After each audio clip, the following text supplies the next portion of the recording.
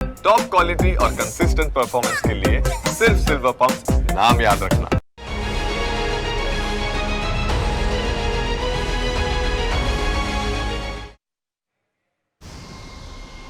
ભારતે એ સમયે પણ પાકિસ્તાનને ધૂળ ચટાડતું હતું જ્યારે ભારત પાસે પૂરતા અત્યાધુનિક શસ્ત્રો ન હતા. હવે ભારત પાસે એવા આધુનિક હથિયારો છે જેની ગણતરીની મિનિટોમાં જ પાકિસ્તાનનો સફાયો કરવા માટે સક્ષમ છે. પાકિસ્તાનના હુમલા અને ભારતના વળતા પ્રહારમાં ભારતે જે હથિયારોનો ઉપયોગ કર્યો તે તો ફક્ત એક ટ્રેલર હતું. તેનાથી પણ ખતરનાક હથિયારો ભારતના સૈન્ય બેડામાં સામેલ છે. આ હથિયારો કયા છે અને તેની શક્તિ કેટલી છે તેની વિગતવાર પણ વાત કરીશું અને સાથે સાથે એ પણ સમજીશું કે જ્યારે વાત મિસાઇલ શક્તિની આવે ત્યારે ભારતનો કોઈ જવાબ નથી. ભારત પાસે એકથી એક ચઢિયાતી અત્યાધુનિક મિસાઇલ છે અને આ મિસાઇલ્સ એવી છે જેનો એક ડોઝ પણ જો પાકિસ્તાનને આપી દેવામાં આવે તો લાહોરથી લઈને ઇસ્લામાબાદ સુધી તબાહી મચી જાય. ભારતની શક્તિશાળી મિસાઇલની યાદીમાં અગ્નિ 5 મિસાઇલનું નામ પણ સામેલ છે. આ મિસાઇલ પલક ઝપકતા જ દુશ્મનનો ખાત્મો બોલાવવા કારગર છે. અગ્નિ 5ની રેન્જ એટલી છે કે તે પાકિસ્તાનના કોઈ પણ ભાગને સરળતાથી નિશાન બનાવી શકે છે. તેની ચોકસાઈ અને હાઇપરસોનિક ગતિ તેને હંમેશા અજેય બનાવે છે. અગ્નિ 5 ભારતની સૌથી અદ્યતન ઇન્ટરકોન્ટિનેન્ટલ બેલેસ્ટિક મિસાઇલ છે. તેની મારક ક્ષમતા રેન્જ 5000થી 8000 કિલોમીટરની છે. આ મિસાઇલ પરમાણુ શસ્ત્રો લઈ જવા માટે પણ સક્ષમ છે. તે મલ્ટિપલ સ્વતંત્ર ટાર્ગેટેબલ રી એન્ટ્રી વ્હીકલ ટેકનોલોજીથી સજ્જ છે. આ ટેકનોલોજી એક જ મિસાઇલથી અનેક લક્ષ્યોને નષ્ટ કરી શકે છે. ભારતની બ્રહ્મોસ મિસાઇલ પણ પાકિસ્તાન માટે વિનાશકારી છે. દુશ્મનોને હવામાં જ નષ્ટ કરવા માટે બ્રહ્મોસ ભારતનું એક બ્રહ્મ હથિયાર છે. બ્રહ્મોસની શક્તિનો અંદાજો એ વાત પરથી તમે લગાવી શકો કે તેની સ્પીડ 3700 કિલોમીટર પ્રતિ કલાક છે. સૌથી ખાસ વાત એ છે કે આ મિસાઇલને જમીન, સમુદ્ર અને આકાશમાંથી લોન્ચ કરી શકાય છે. બ્રહ્મોસની મારક ક્ષમતા રેન્જ 600 કિલોમીટર સુધીની છે, એટલે કે 600 કિલોમીટરની રેન્જમાં જ જે દુશ્મન દેખાય તેના રામ રમી જવાનું નિશ્ચિત થઈ જાય છે. તે પરમાણુ અને પરંપરાગત શસ્ત્રો લઈ જવા માટે સક્ષમ છે. આ મિસાઇલ પાકિસ્તાનના નૌકાદળ અને દરિયાકાંઠાના વિસ્તારો માટે એક મોટો ખતરો છે. થોડા સમય પહેલાં જ બ્રહ્મોસનું વિસ્તૃત રેન્જ વર્ઝન પણ અપગ્રેડ કરવામાં આવેલું છે. ભારતનું હાઇપરસોનિક ટેકનોલોજી ડેમોન્સ્ટ્રેટર વ્હીકલ એટલે કે HSTDV એક ક્રાંતિકારી હથિયાર છે. તેને DRDO દ્વારા વિકસાવવામાં આવ્યું છે. આ મિસાઇલની ગતિ 8575 કિલોમીટર પ્રતિ કલાકથી વધુ છે. તે રડાર અને મિસાઇલ ડિફેન્સ સિસ્ટમને પણ ચકમો આપી શકે છે. આ મિસાઇલ 600 કિલોમીટર સુધીના અંતરે સચોટ હુમલો કરી શકે છે. મોટી વાત તો એ છે કે પાકિસ્તાન પાસે હજુ સુધી એવી કોઈ ટેકનોલોજી નથી જે આ મિસાઇલનો સામનો કરી શકે. આવી જ એક મિસાઇલ છે પ્રલય. પ્રલય જ્યારે યુદ્ધના મેદાનમાં ઉતરે ત્યારે દુશ્મન દેશમાં પ્રલય લાવી દે છે.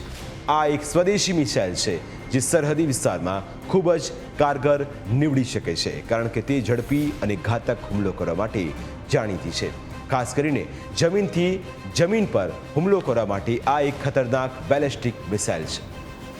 તેની મારક ક્ષમતા રેન્જ 150થી 200 કિલોમીટર છે. તે પોતાની સાથે 1000 કિલો પેલોડ લઈ જઈ શકે છે. તે દુશ્મનના બંકર્સ, લશ્કરી ઠેકાણા અને કમાન્ડ સેન્ટર્સનો નાશ કરવા અસરકારક છે. જ્યારે યુદ્ધની વાત આવે ત્યારે નિર્ભયને કેમ ભૂલાય? અત્યંત શક્તિશાળી નિર્ભય પાકિસ્તાનમાં તબાહી મચાવવા કાફી છે. નિર્ભય એક લાંબા અંતરની સબસોનિક ક્રૂઝ મિસાઇલ છે. નિર્ભયની મારક ક્ષમતાની રેન્જ 1000 કિલોમીટર છે. આ મિસાઇલ જમીન, સમુદ્ર અને આકાશમાંથી છોડી શકાય છે. તે ટેરેન કોન્ટૂર મેપિંગ ટેકનોલોજીથી સજ્જ છે. આ ટેકનોલોજી તેને રડારથી બચીને લક્ષ્યને સચોટ રીતે હિટ કરવામાં સક્ષમ બનાવે છે. નિર્ભયનો ઉપયોગ પાકિસ્તાનના આંતરિક લક્ષ્યોને નષ્ટ કરવા માટે કરી શકાય છે. ભારતનું Pinaka multi barrel rocket launcher પણ યુદ્ધના મેદાનમાં દુશ્મનને દફનાવી દેવા સક્ષમ છે. તેની શક્તિ વિશે જાણશો તો કહેશો કે પાકિસ્તાનનો સફાયો કરવા માટે પિનાકાને તો મેદાનમાં ઉતારવું જ પડે. પિનાકા એક સ્વદેશી multi barrel rocket launcher system છે.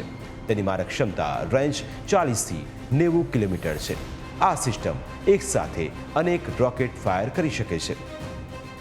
તે મોટા વિસ્તારોને નષ્ટ કરવામાં સક્ષમ છે.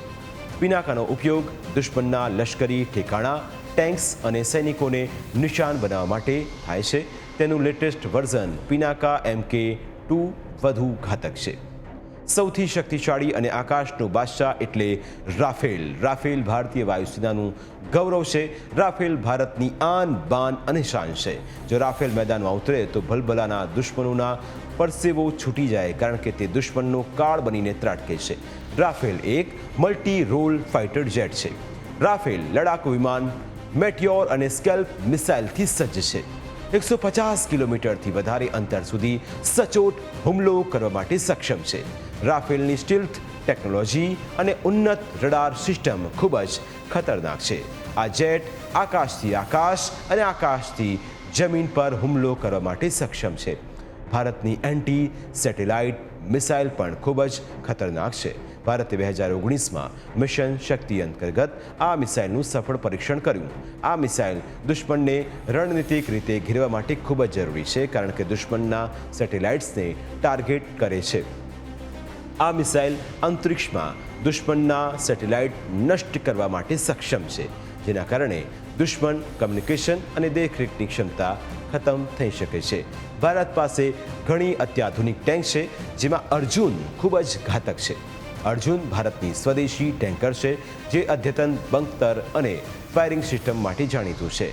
120 mmની મુખ્ય બંદૂક અને લેસર ગાઇડેડ મિસાઇલ્સ યુદ્ધના મેદાનમાં તેને અજય બનાવે છે. ભારતની અર્જુન પાકિસ્તાનની અલ ખાલિદ જેવી ટેન્ક માટે ખૂબ જ ખતરનાક સાબિત થઈ શકે છે.